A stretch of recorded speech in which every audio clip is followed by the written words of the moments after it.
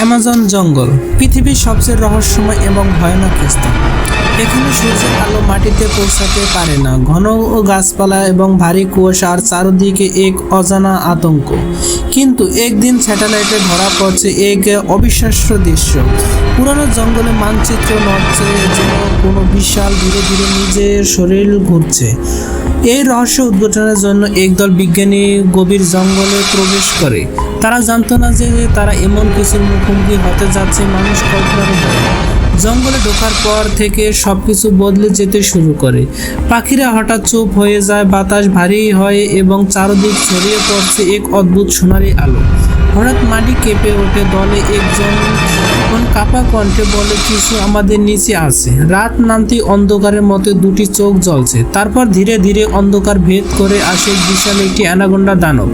তার শরীর পাহাড়ের মতো সোনালি, আসে ঢাকা, মাথায় দুটো শিং আর চোখে আগুনের মতো দৃশ্য। হঠাৎ সে আক্রমণ করে। একজন বিজ্ঞানী মুহূর্তের মধ্যে হারিয়ে যায় তার মুখে। চারদিকে চিৎকার আর আতঙ্ক। বাঁচার জন্য চেষ্টা করে, সবাই দৌড়ে পালালো, কিন্তু জঙ্গলের ভিতর দিয়ে একটি নদীর দিকে যাচ্ছে। নদীর কাছে পৌঁছে তারা থেমে যায়। পানির নিচে বেশ অস্বাভাবিকভাবে ঘুরছে, যেন নিচে কিছু আছে। হঠাৎ নদী ফেটে উঠে আসে এক দানব। সে পুরো পরিবেশ কেঁপে উঠে, গাছপালা ভেঙে পড়ে এবং মাটি দুলতে থাকে। একজন চিৎকার করে, এটা কোনো অসাধারণ প্রাণী না, এটা একটি অভিশপ্ত। আকাশে কালো হয়ে যায়, বজ্রপাত শুরু হয়, আর সেই মুহূর্তে গোল্ডেন অ্যানাকোন্ডা আকাশের দিকে তাকিয়ে থাকে।